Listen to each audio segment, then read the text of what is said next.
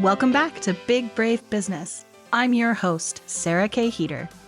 Big Brave Business is a podcast where we challenge the status quo of traditional business practices. So if you're ready to challenge norms, rewrite the rules, and redefine what it means to lead with courage and integrity, then grab a notebook and let's dive in.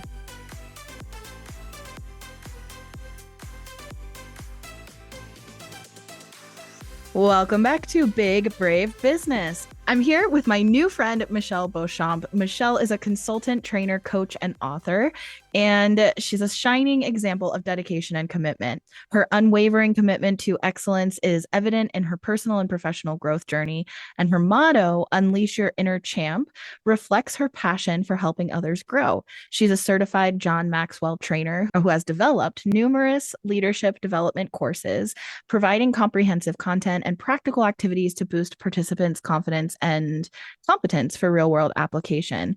Michelle's commitment to empowering leaders is evident in her recent book, Relearn Leadership. She envisions an evolving work environment and is dedicated to helping leaders embrace current trends. She firmly believes that the journey of leadership commences from within, emphasizing the significance of personal leadership, irrespective of whether we are currently leading others or not. Michelle has been doing amazing work in leadership and diversity, equity, inclusion, and belonging. She's bringing attention to the barriers holding women back from reaching their full potential, such as restrictive environments and lack of confidence. Michelle is dedicated to tackling these issues through the Empower Her Collective community. Welcome to the podcast, Michelle. Thank you, Sarah. Thank you so much for allowing me to participate with you. I know you have a busy schedule, so I was really happy to be put on the schedule now. Thank you. Thank you. I'm so glad that we connected on LinkedIn, which is so interesting because I would love to do more on LinkedIn and I just don't spend a ton of time over there. But I'm so glad that you found me anyway. Thank you. And I'm so intrigued to talk to you, obviously, for so many reasons. If you're familiar with kind of the content pillars of the podcast, one of them that I have outlined for the sake of being big and brave in business is what I have been calling diversity, equity, inclusion, and accessibility. Now, you're using DEIB, diversity, equity, inclusion, and belonging. But before we hit record, we did talk about accessibility being important as well. But since this is such a specialty in your work, it was absolutely just an easy no-brainer that this is a conversation I am excited to have.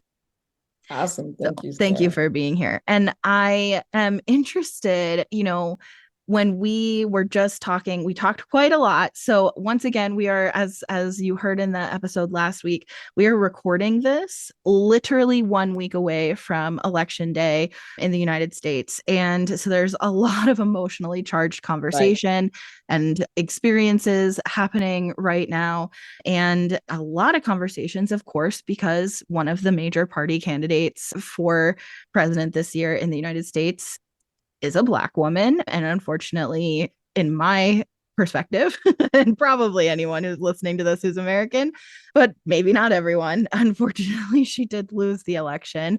So there's also been a lot of really racially charged conversation leading up to the election and following the election. And I think now more than ever, but even before this, before she was the party candidate, and you mentioned in the past year or so, you're really witnessing what you described as people are no longer motivated to be big and brave in business, specifically when it comes to DEIB.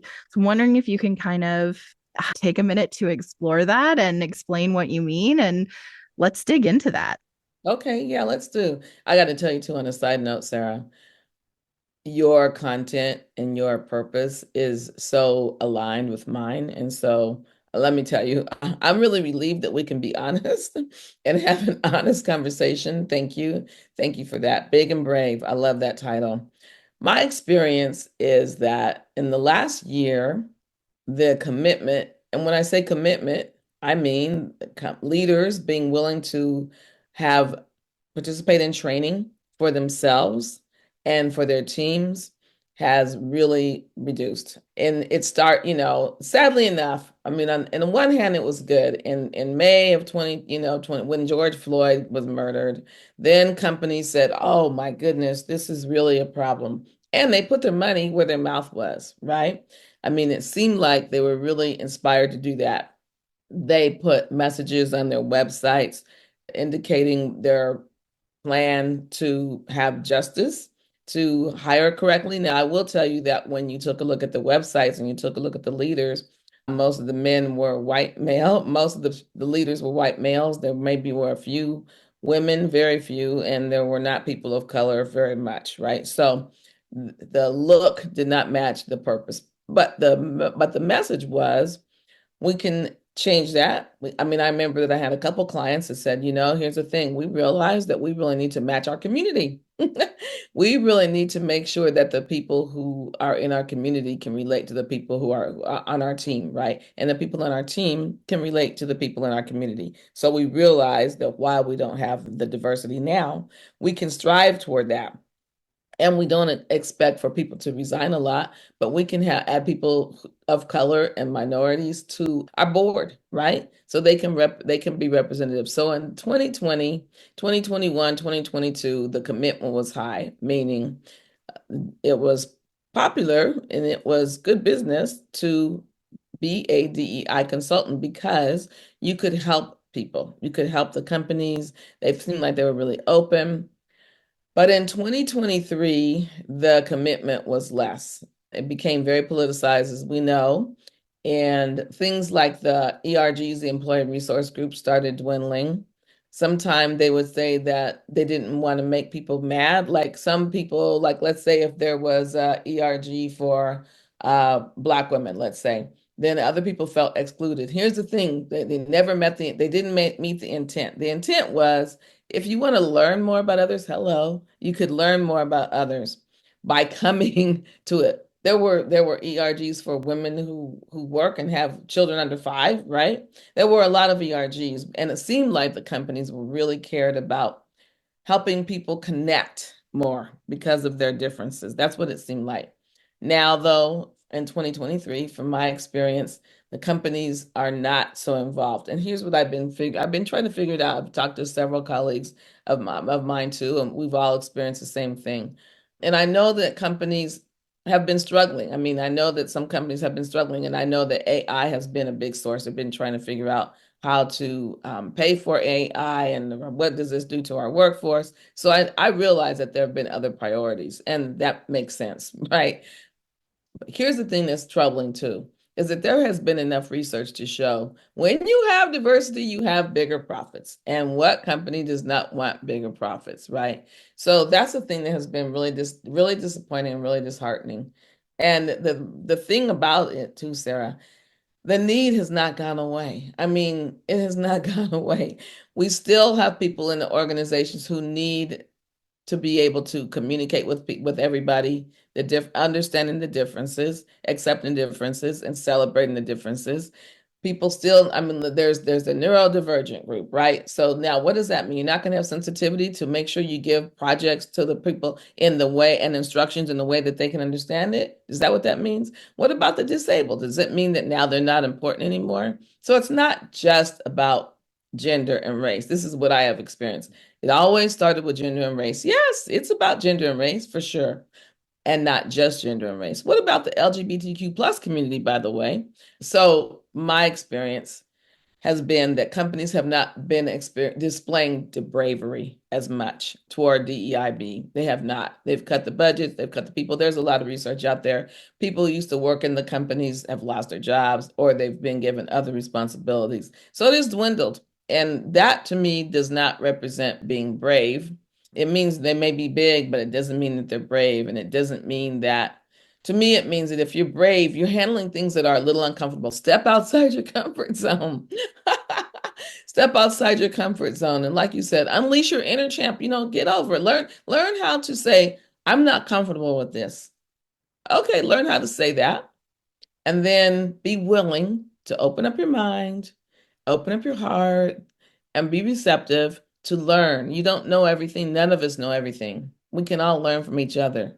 So for me, they have not represented being brave because of that. Does that make sense? That was a long-winded answer, but does that No, make sense? it does. And I think I have so many thoughts, of course. And one thing that I where I kind of want to start is I feel like, and this is a continuous problem we have with some of these things that are kind of initiatives or major talking points that are tend to be seen more as like liberal or progressive, like DEIB, which a common problem with that I think is there's such lack of understanding and such lack of there's such a disconnect from where we are and where we want to be Right. The that gap. that sometimes the things that are implemented aren't effective. And part of that is because there's pushback, so you have to compromise with people who are pushing back against initiatives like this.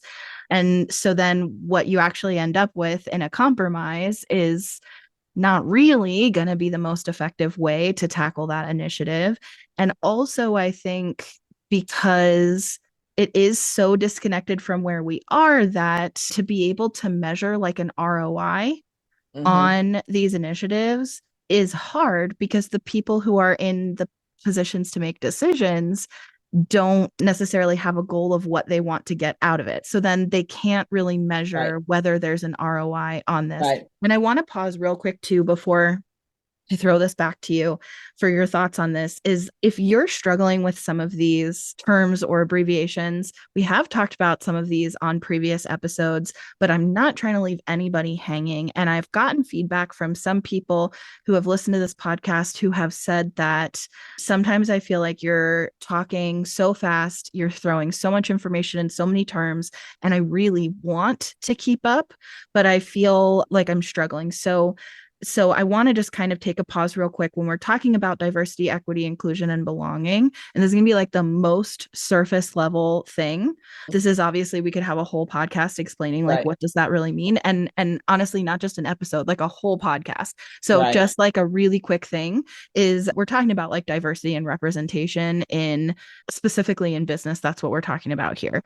And specifically the inclusion and belonging piece being the part where we say like it's not just enough to check boxes to say like I've brought someone in. It's truly making sure that you're building an environment and a culture that in within that business and within your client base, within your team, within like all of those things, that anywhere there's people, right, that you're actually setting up everyone for success and wellness, right? Success and well-being together. So it's not just about, checking boxes and saying Right. like, yes, we've Oh interviewed no. X number of people who meet this criteria. So therefore we've done, as far as like we've interviewed 5 Black people for Right. this position, or we've, like Right. You we meant have that. a Right. token anything on our Right. board or whatever it is, right? It's not just about representation. It's truly about if you don't have a diverse pool of candidates for a position. This is one really simple example. If you don't have a diverse pool of qualified candidates for your position, then why not? Because it's not because diverse qualified candidates don't exist. Right. So there could be a million reasons why. And again, that could be a whole other podcast. Another thing I want to touch on, we've done an entire episode about ERGs, but employee resource groups, which Michelle touched on, that is essentially like an identity group. It's an identity group to connect and address the experiences and the challenges that exist for people who share an identity. And Michelle gave a couple of examples, not just about race or gender, but even could be something as specific as like women with children under 5 in this work environment, right? They're facing specific challenges and having specific experiences. And so to be able to address those things, and normally, and you can listen to the whole episode, but normally with employee resource groups, we want to ensure that this is a space for people to connect and be seen and heard with each other and to hold community with each other. But it is also, as Michelle touched on, an opportunity for people to learn about what is going on, what the experiences and challenges are for those shared identities. So those are some terms that we've kind of thrown around. I think that kind of covers just kind of like a quick crash course into like hopefully you feel like now you're on the same page, you can keep up with us. Don't worry, you can sit with us if you care about this, you can sit with us. But okay, so going back to what I was saying, I think things like a quota, or something like that. That tends to be, okay, we acknowledge we have a problem. When you go to our about page or our team page, it's all about a bunch of old white dudes. We get it. We that doesn't match the community that we serve, that doesn't Right. match our larger team, whatever it is. So we see we have work to do.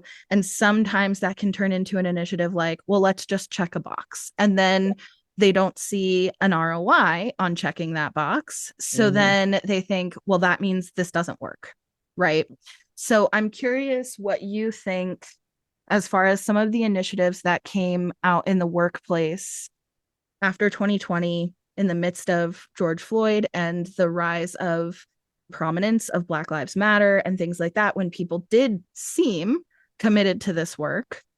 Do you feel like some of these initiatives were not effective? And if so, like, why were they ineffective? And what do you think would be more effective? Okay. Yeah. And thank you for clarifying that definition so our listeners can know what we're talking about. The the example that I can give in terms of what has been effective and then maybe why some haven't been effective. Well, to be honest, it does start with the leadership. And there were some cases, I had some cases where I was doing training and coaching and the leaders never participated. So it was not a complete buy-in. Right? So not a complete buy-in. In other words, we're gonna provide some training to our team, but as leaders, we don't really have time to do this. That's not sending a very inclusive message, right? So that I think has been a challenge. I have a particular client right now that I'm really excited about because they have had a program which has been targeted to women leaders. And here's the thing that has worked so great about it. It's an ongoing program. It's not like come in and do a 2-hour workshop and that's it. That's when it's not effective, to tell you the truth. Training cannot be effective or long lasting when it's so temporary. What happens in workshops, which I'm happy to do workshops, but what happens with those workshops is that they're excited, they get some new information, and then they get back to their computers and they see all their emails, and then the information goes up on the shelf and is not reinforced. The client that I mentioned now, the reason why I feel like it's been so successful is because we meet once a month for 6 months. And so it gets a chance to really get ingrained into their brains and their habits. So they really do recognize, oh, you know what, I think I was a little biased about that person, right? Because something happens and we've had conversations about it and it all clicks. They realize that they hear somebody saying something that wasn't right and they say, you know, I think that was a microaggression. Now I know how I can handle that. Or, and you know, this person seems to be quiet, so I don't think they have this, I don't think they feel safe to participate in our meetings because they're not speaking up. So when the programs can be a program, a development program, right? Not just a workshop, but a development program. That's different. When companies are really committed to developing their people, then they will allow 6 months or a year so that change can be seen. Then they see the change in the behaviors, and that's the leaders. Now, here's the interesting thing too. I think that the question I'm going to ask them when I talk to them again is this: what would your people say about how you've changed over the last 6 months? That's going to be a real eye opener. If they say, I hope that they see that I used to do this. I used to not be a good listener. That's something that people always want to work on, which is great. That instead of looking at my computer while they're talking to me, I turn my computer, put the top down, and listen to them, what they're saying, and that they feel like they're being heard more now. That's what I think that they'll say because they've been working on that a lot. And you know, the thing about it is that is about leadership. That's not about diversity or it's about leadership. So at the end of the day, leaders can be better leaders when they learn leadership tips. But one challenge to answer your question has been not enough time. So if some time was committed to it, but not enough time, a couple workshops doesn't do the job. With DEIB, leadership, anything else, you need repetition, right? Only with repetition do you begin to really, really change. And so that hasn't been available. That most companies have not been willing to invest not just spend the money, but invest in their people to really make a difference and see a change. When they do, then I think that they'll see the difference, that recruiting is different, that the leaders are having meetings now where they didn't used to have meetings.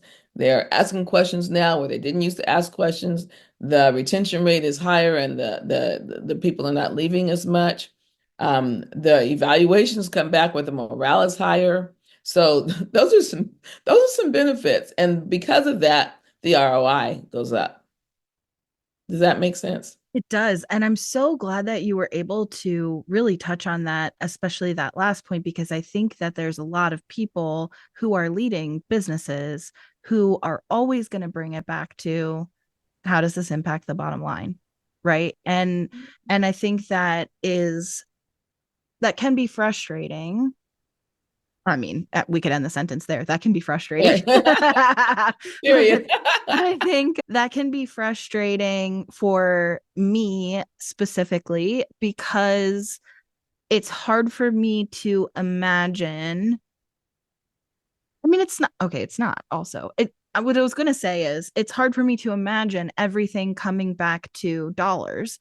But I think that, I don't think for me, I don't think it's about money. That is a reason why I care about being in community with people, right? Like Right, to care about other people and to love other people doesn't right, have to come back to money.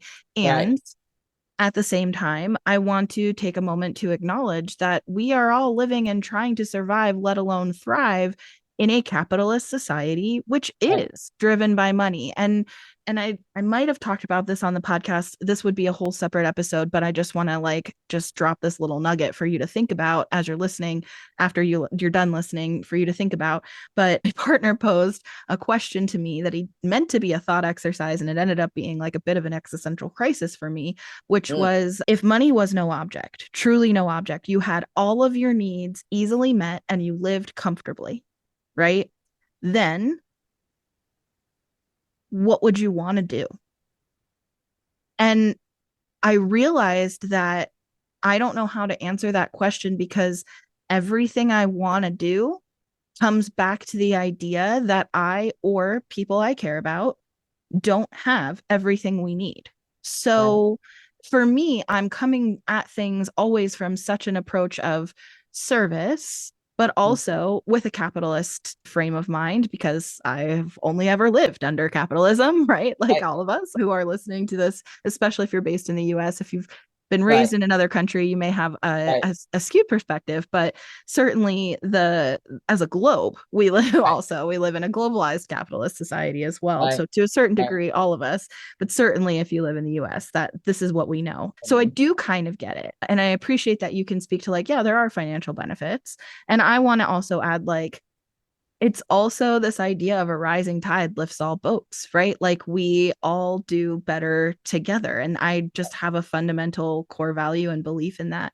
So, okay, being brave and talking about this transparently and saying the things that you're like people are afraid to say. I'm going to say it. I'm a white woman. I'm talking to a black woman, and we're talking about DEI. And listen, y'all, that's a brave thing to do. So if you're listening and you're like, especially if you're listening and you're a white person and you're like, well, I care about this work, but I couldn't be me hosting a podcast, having this conversation. Let me promise you that I see you, I understand, I am you, I get this.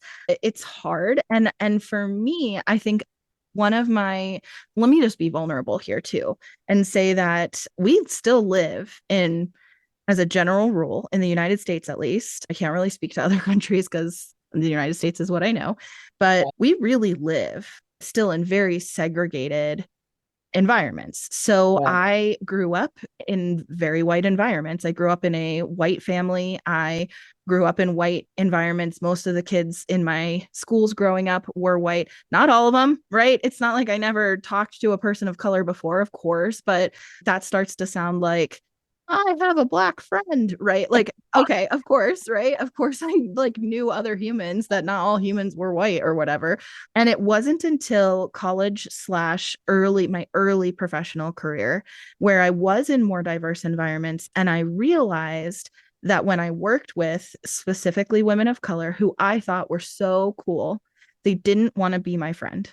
Okay. Mm, And I'm putting this out there mhm. because it's so vulnerable. I want to be big and brave on this podcast. I'm living in this I title, love the okay? vulnerability, Sarah. Um I recognized this about myself, and yeah, it hurt my feelings and it made me sad at the time. I've done a lot of growing, and one of the big things that I had to really learn about myself is that you don't get to just decide you're safe for other people to trust or to be in community with, and they get to decide that, right? The Mm, other person in the equation gets to decide whether you're safe or not, not you. And I'm mhm, seeing a lot of discourse about this right now. Again, 1 week out from this election, there's a mhm, lot of conversation about well meaning white people who want to demonstrate that they are a safe person, that they're a person who cares about other humans. And so, especially for the people listening who do not run huge companies, they're either solopreneurs or they have small but mighty teams and they're trying to build their own business, whether they plan to stay solo or they hope to expand and grow their team, whatever that looks like for them. I know there are a lot of people who, because I am a white woman and we live in pretty segregated communities, I know there's white women who are listening to this. And I want to say, for people who are well meaning and they want to do a good job at this, how can we take steps to do a good job at this that aren't just performative? mm. First of all, let me tell you what I appreciate your truth. And as you said, this is 1 week after the election, and it's been hard. And I'm going to be honest, honest, honest, honest. Me and my Black friends said, this is why we have a hard time trusting white women.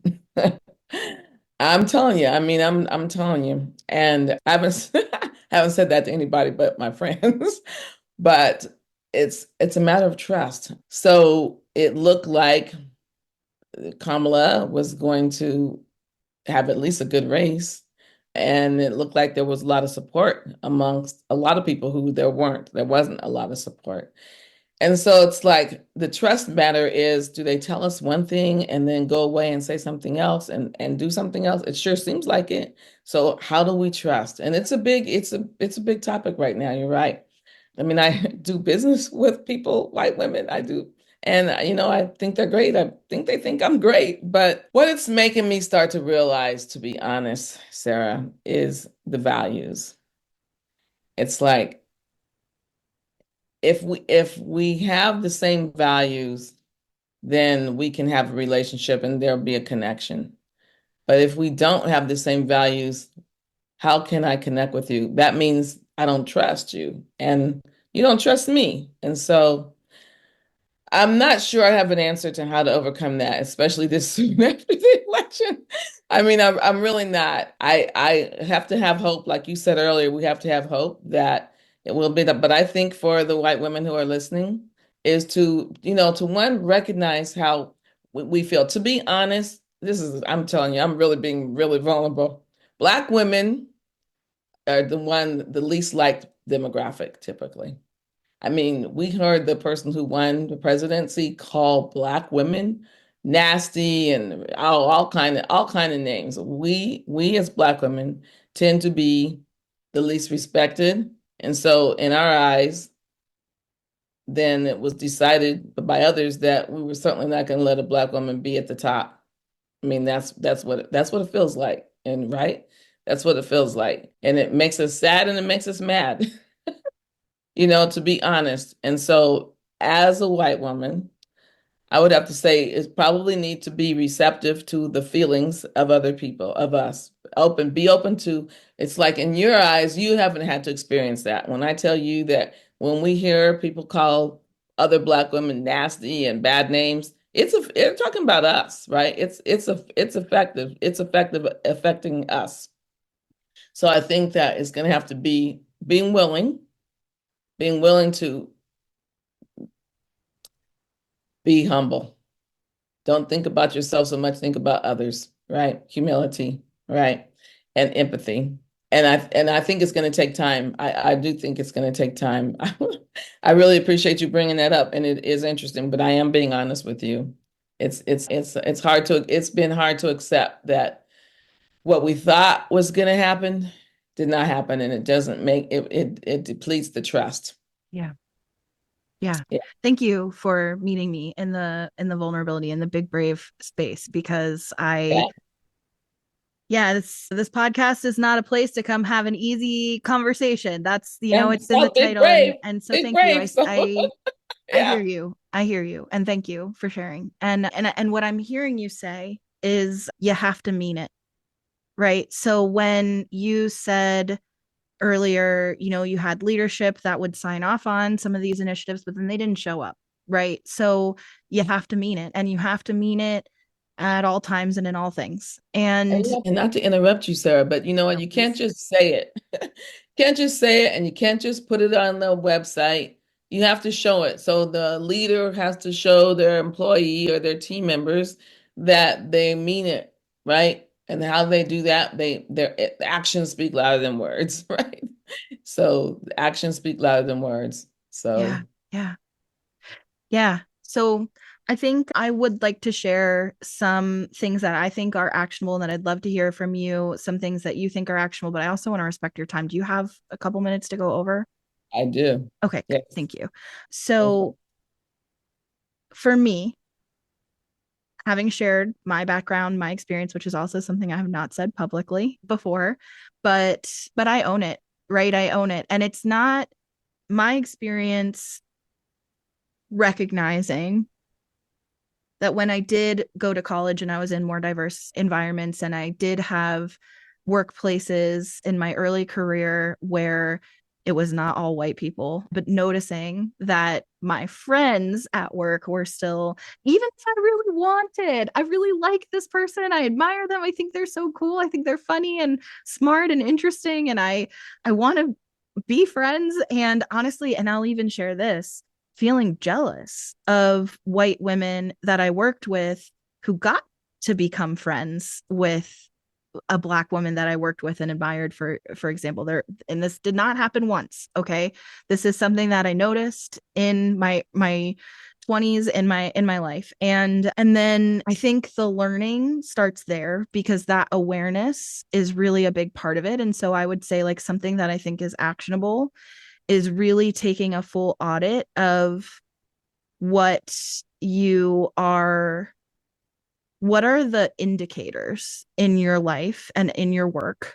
And this is, again, I just said, how do we do this? That's not performative, but in this, I'm looking for symptoms. So this is where my recommendation is coming from, is looking at your team, looking at your book of business, your clients, looking at your leads that come through, Mhm. even if they don't end up working with you. And then looking at conversions from leads to clients, gather the data and look for the symptoms. Mhm. Because, for example, I have done like a big recruitment effort years ago, early on in my business. And I noticed that despite my core values, despite what I was trying to accomplish, despite me putting myself out there and really like marketing in a certain way and using certain language, et cetera, to try to cultivate a certain environment that's welcoming and inclusive and to create a sense of belonging, accessibility, equity, et cetera, a particular recruitment effort that I had done that was wildly successful, brought in a ton of new clients for me. They were all extremely white.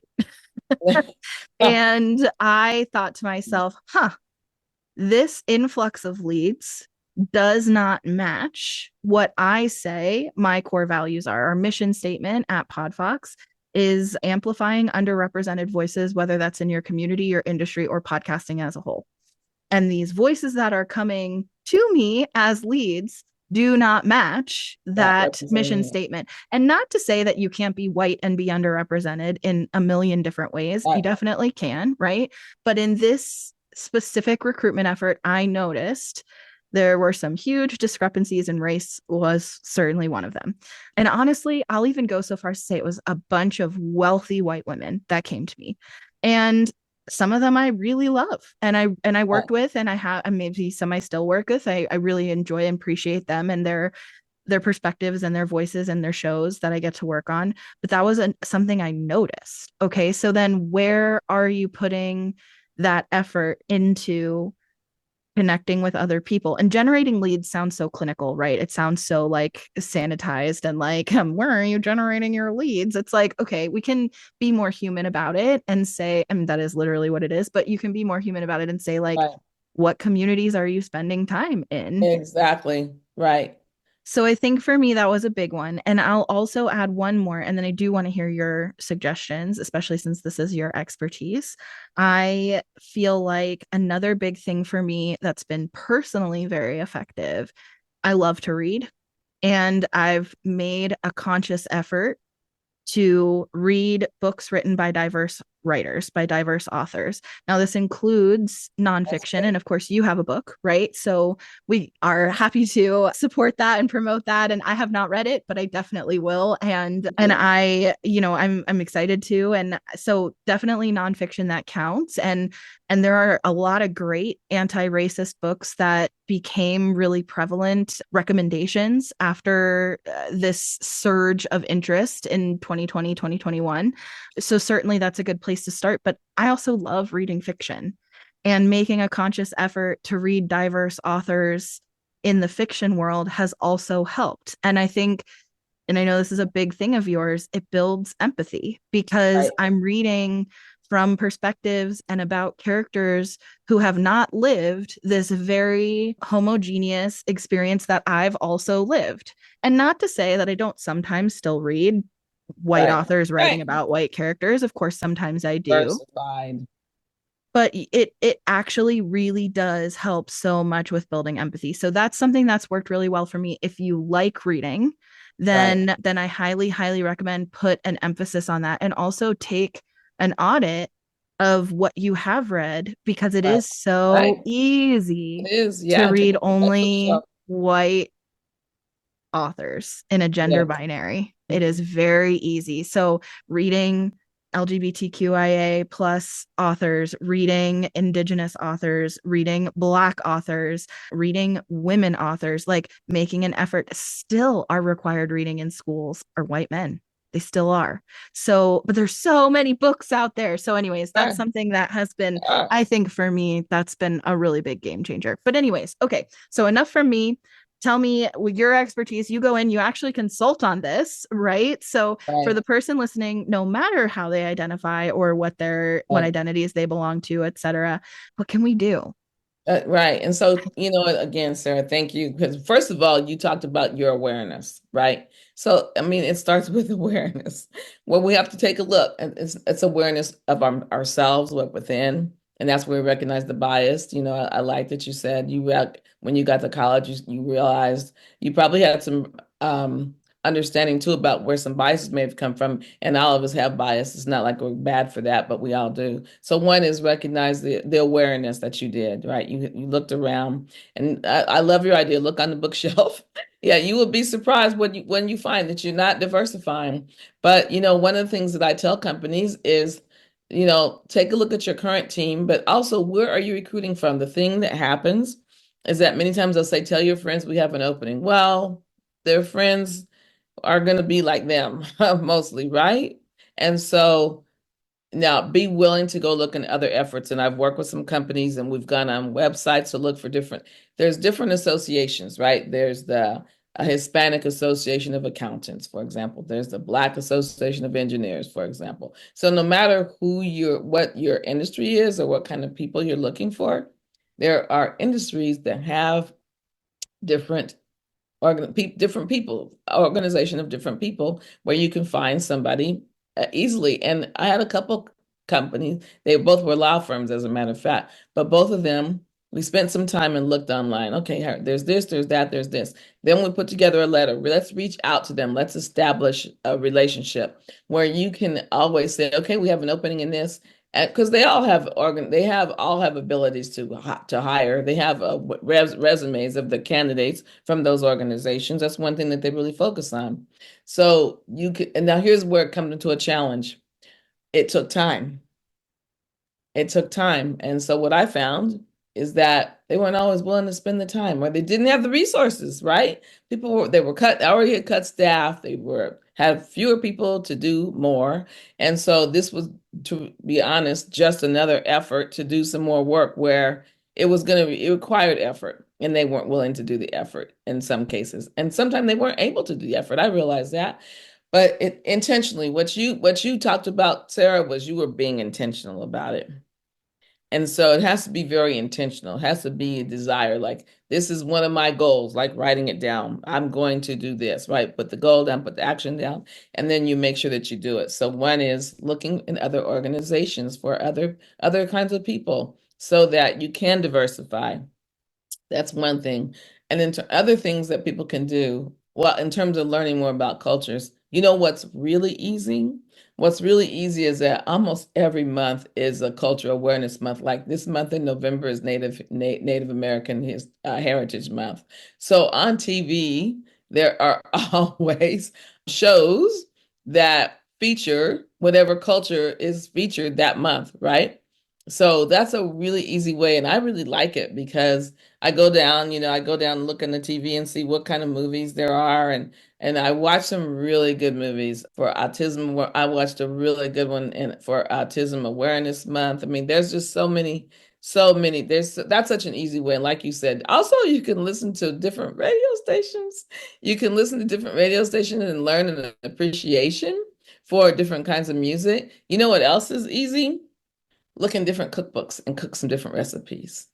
Go look in cookbooks. And so for Native American Heritage Month, we could, make some recipes, and we can do some other things like gardening and we can do some other things. We could try some different things. Here's what it takes. It takes a willingness to step outside the comfort zone and try something different. Another thing, which is kind of funny, you can go to different hair salons. I read this book, one book by what's his Miles McPherson, I think it is. The book was called The Third Option, and he gave this example that I love. He gave people a challenge, and he challenged the guy to go get his hair cut in a different neighborhood. So a white guy went to a black barber shop, and when he first came in, they thought, "Oh, did you go the wrong way?" Or like, "What are you doing here?" And so, but they welcomed him in, and he had such a good time. They cut his hair. That place became his regular barbershop. I thought that was such a good example of how to put yourself in a different environment and see that it's going to be okay. In fact, maybe it's something that you actually enjoy, you appreciate it. What that did for him too, every time he went to get his haircut, it gave him a different perspective, whatever they were talking about. Because what happens in black barbershops, let me tell you, there's a lot of conversation going on. And so what happened and what happened, whatever issues were important to them, he got to learn about those. He got to have empathy with that community because he didn't have it himself. So he got to learn how they were feeling and participate in that. So there are a number of ways that we just have, you know what all we have to do?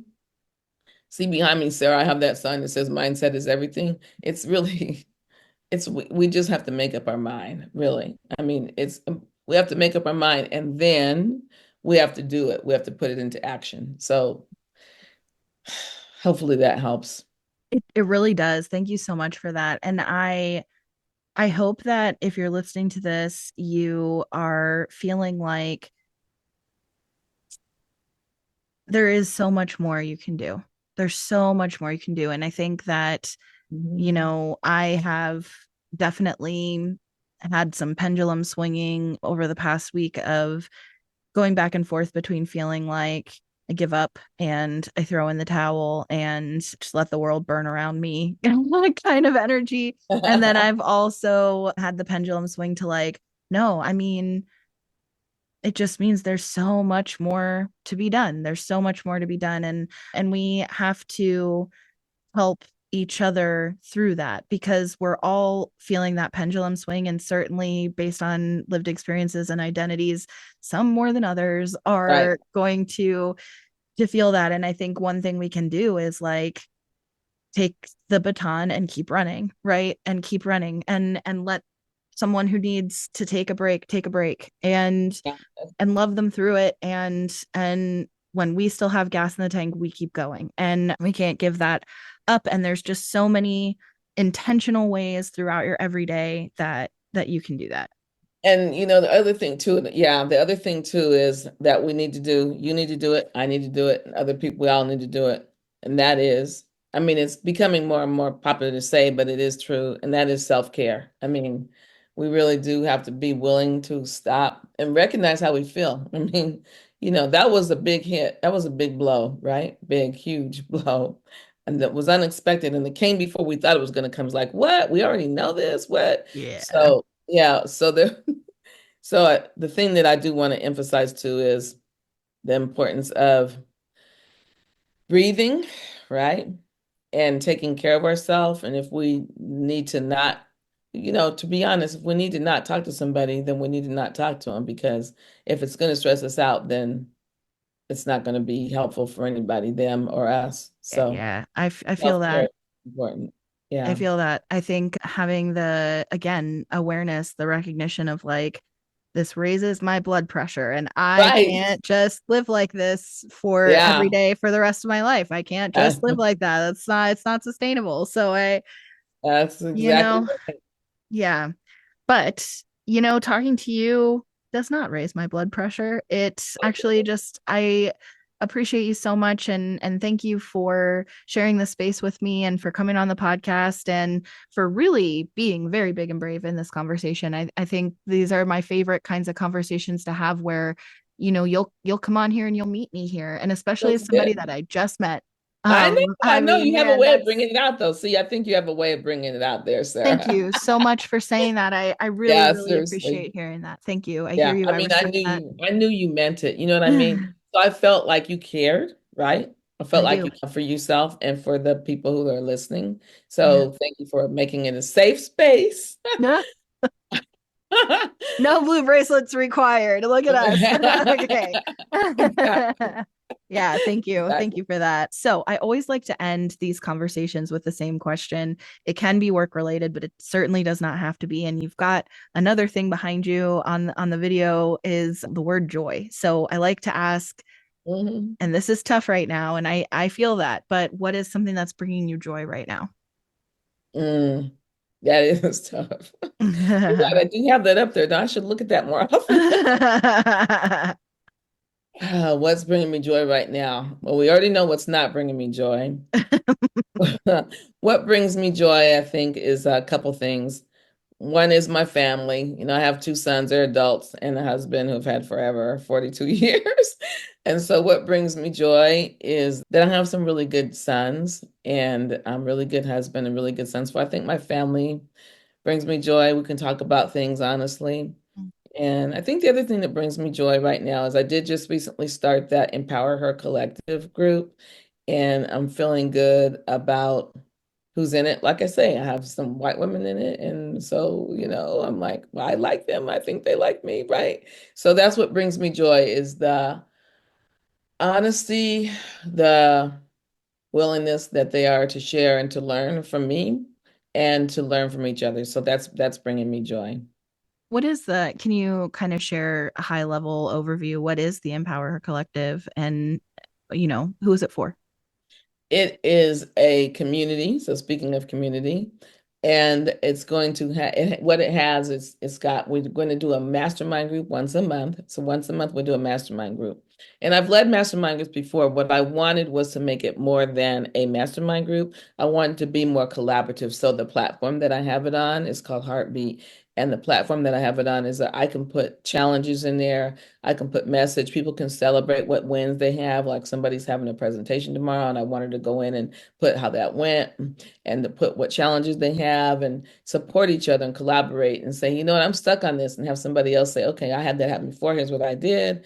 And have somebody say, oh, I'm so happy this came out like I wanted to. It was a great success. So that's a win. So it's really an ability for women to gather together and share what they want and who they are in a safe space. And then we have a mastermind, like I said, where we get together and we learn about something in particular. What we're talking about in December is shift. What do you need to shift? Because we're coming upon a new year. And so it's time to take a look at what needs to shift in the new year. So that's what we're talking about in December. So I'm started it just last month, and I'm expecting it to grow, and I'm excited about that. So that brings me joy. That's awesome. Thank you. Thank you for asking. Yeah. Okay. What's bringing me joy? Yes, at the time we're recording into this, we are coming into the holiday season.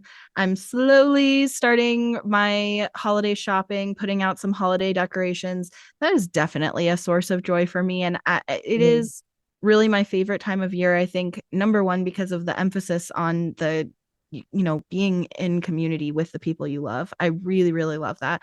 I also, from the time I was a child, my parents really emphasized making holidays feel like an experience. And even when they were in different positions of like filing bankruptcy or whatever, like, but always the holidays, this holiday season, it was about an experience for us as kids. And I've carried that into my own family. So I like to create that for my kids. And so starting to lean in on some of that. And that definitely is a big source of joy. Plus, being in Arizona, this has been a very long hot season. Oh And yeah, you had a lot of heat. we Oh did. We were still over 100 into I October. know. Oh So my goodness. and that Oh my just is goodness. really unacceptable, to be honest. So I am so relieved that it is actually cool enough outside to like have our AC off and to open our Finally, windows. huh? And yeah, that's a big one. So this season is my favorite for all of those reasons. So yeah. That's a good reason to cools off a little bit, right? What does Yeah. the temperature get down to? Like, what does the temperature get down to for you? At night, like right before dawn, it can get probably, I mean, it gets below freezing. Yeah, But what's wild is that at this time of year, you see a really huge difference between day and night. So it can be like 40 or 50 degrees warmer during the day than it is at night, which is so we see ourselves go from like, 25 degrees at night to like 75 degrees that is during a the day. big variance. Oh my. Yeah, so it is actually so strange and interesting, but yeah, I think generally speaking, our days are in like the 60s and 70s through the That winter. that So right there yeah, is good. 60s and yeah, 70s. yeah, it's So wonderful. This is that's a like good the time. That's a time good of time to be in Arizona. yes, this is the time of year where like this is why we live here, right? But Now yeah, you remember. the last two summers have been really rough. Last All summer we right. had like an exceptionally hot summer temperature wise. This summer it's just that the heat extended for so long. So we Over didn't have 100 as days. many hot days, but it just wouldn't go away. Right. So yeah, anyways. So I'm happy for that. That definitely, you know what, that is extremely joyful. Thank That's you. good. Yeah, there you go. There you Yeah. go. You answered one. So thank you so much for your time. I really appreciate you. I'm definitely going to read your book. And I'm not just saying that like people say that they're going to read. I'm Right. definitely going to. Right. I love reading and read a lot. I believe you. And Thank it's on you. my list. And I will definitely follow up with you when I do to Okay. chat Okay. about it. And Okay. honestly, I'm sure it will trigger more ideas for conversation. So hopefully you'll come back again. Oh, thank you. And I Love to. just appreciate you so much and the work Love that you you so do. much. And it was great to meet you. Thank you. Thank you, Sarah. Thank you. I know that you have a long waiting list, so I really, I'm not kidding. I was really happy when you said, "Okay, let's pick a date." I was really happy about that because this, I read your information and I thought no brainer. Yes, we need to have this conversation. We need to have it sooner rather than later. And I didn't even know I know. how much we were going to need to have it this week. So, but I actually, It was meant and to I be. thought about reaching out and asking, do you want to reschedule? Do you have the capacity for this? And I'm just so glad that we did do it though. Me too. So, Yeah. thank you, thank you. I appreciate you Thank and you. we'll have you back soon. Thank you so much, Sarah.